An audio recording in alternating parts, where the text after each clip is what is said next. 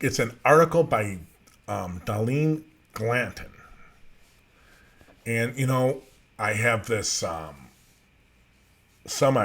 her stuff I really like, some of it I really don't like.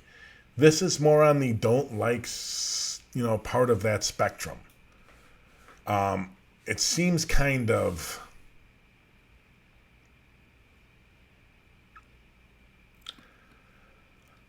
I don't know, it seems kind of naive to me that, yes, Daley said things about violence and promising to reduce it. So did Rahm, so did Lightfoot. If they don't explain the structural change they're going to bring in that is going to actually change the social circumstances in the communities where the violence is most prevalent, then why would you believe anything they say about violence? I didn't believe any one of them. I know Lori Lightfoot. I know her. I worked with her on the police account, the ordinance that created COPA and the Deputy Inspector General for Public Safety after the Police Accountability Task Force. I didn't believe that. Unless you're going to see massive systemic change in these communities, you're not going to see violence drop, no matter how good the police are. Violence ebbs and flows. And a lot of times it has very little to do with the police. Right after the financial crisis, crime had been dropping for 15, 20 years by that time, 18, 19 years, depending on the city. We expected when the financial crisis hit in 2008, the playbook was crime is going to go up because of all the social stress that was on unemployment and displacement.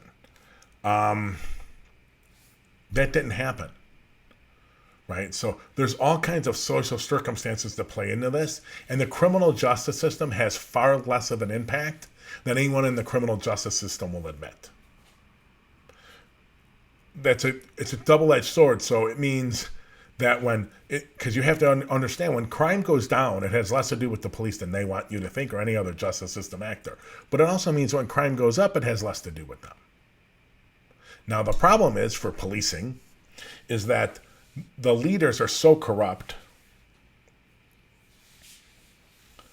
They're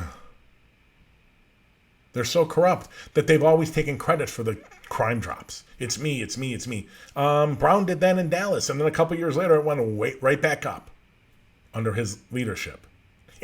He may have not had anything to do with either one of those. It's very hard to know. So you can't... you got to understand that they have very little to do with the policing system. And if there's isn't larger societal, economic changes, systemic changes in these communities, you're not going to see major differences. So let's go to a couple quotes. Back of the Jarge, happy to answer the question, but can you finish it? I don't know. What?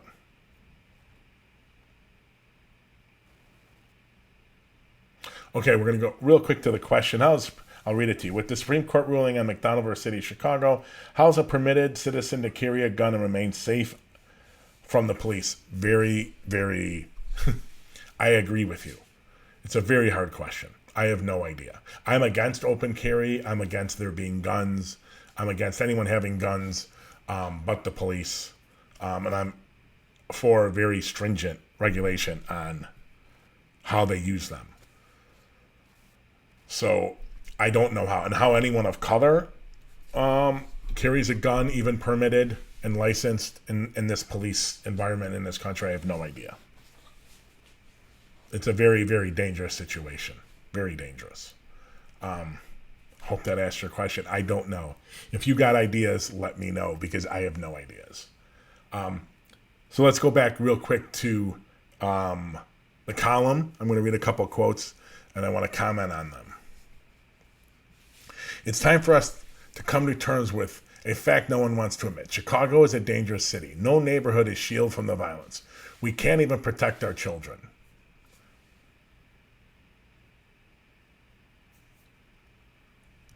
Darlene, nothing is new. This is not new in Chicago. If you're just coming to the terms with Chicago as a violent city, there's a problem. We have a problem. It's a problem. I am 50. I either grew up right outside. I grew up right outside the city, and I lived in the city for, God, 17, 18, 19 years. If you're just coming to terms with this, I don't remember all the kids' names. There's no way to remember them all. Just because over the last 2 years or something, but you have this long history of kids. That line extends 100 years. 100 years. Chicago, it has been forever. Is the problem now is just it's a little more, it seems a little more spread out through white areas of the city? Too bad for the whites. They haven't done a damn thing to stop to change the economic circumstances in these communities that creates the circumstances for violence. Like, I don't want there to be any violence. But don't tell me now it's oh my God, it's violent. There were 980 murders a year in the early 90s. There was a case, and I can't remember the kid's name, I'm sorry, but like a 12-year-old dropped a 5-year-old out of a window in the CHA because of a gang order, I think. No, this is nothing new. This is the city. It's been like that forever.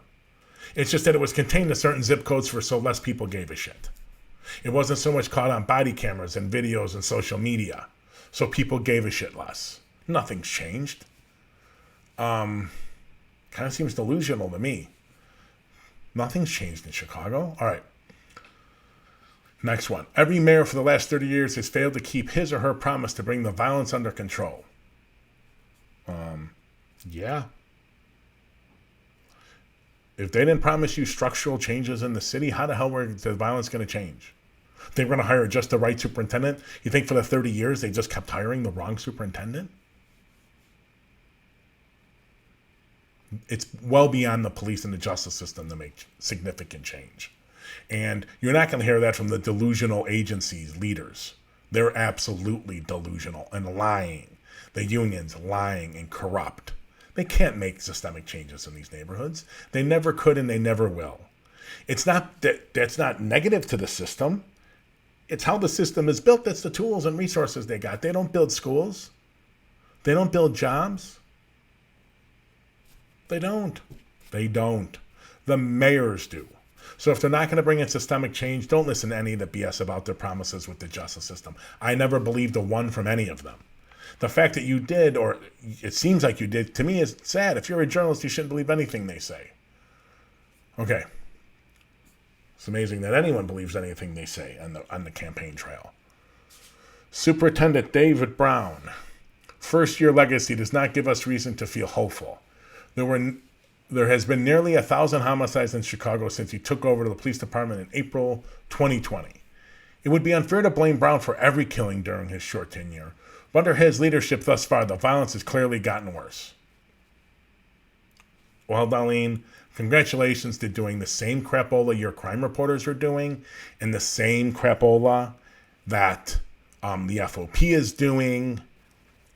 You can't compare what happened this year to any other year in the city, maybe for 100 years.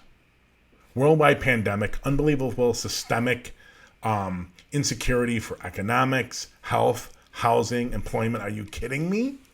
Like, I am not a David Brown fan. We are doing research on him, and I think that's going to be the second or third project we publish this summer on Mr. Brown. He is nothing innovative. He is nothing new. But to blame him for the murders in Chicago, it's unbelievably ignorant. I think it's horrific. No superintendent was going to get his hands around it. No superintendent around the country has gotten their hands around how to stop the violence that has come up and been spurred by the pandemic.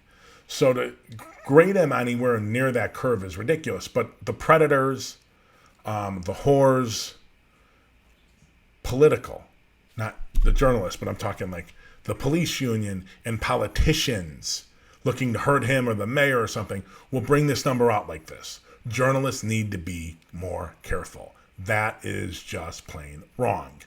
And I'm not happy with Lightfoot, and I am not happy with her selection of Brown, not happy with what Brown has done. But to talk about how he didn't have some magic bullet for this, it's just ridiculous. And also, by the way, you have no idea, and no one does. It's very hard to figure it out, even in the best of social science research. How many murders would there have been if he didn't change things? Prove that. Very hard. And I don't think what he's done generally, but that thing like, oh my God, there's been so much violence in the year you've been here, come during an international worldwide pandemic, what we've had to have in 100 years, and solve the violence problem. And Chicago's already had incredible violence problems embedded in it for 100 years, but figure it out in a pandemic in the midst of the pandemic. No. Last one. It would be unfair to blame Brown for every killing during his short tenure, but under his leadership, violence has gotten much worse. Yeah, I read that. No, he doesn't control social policies. He doesn't. There was no way any police department, any justice system, anywhere in the country, yet anywhere in the world was going to be prepared to handle what happened. Especially in a city, Chicago, with the violence problems we have. It was only going to get much, much worse. And you know what happened? It got much, much worse. And that is not a shock. It was completely unbelievably predictable. What he does going forward as we wind out of the pandemic here, that is worth keeping your eye on.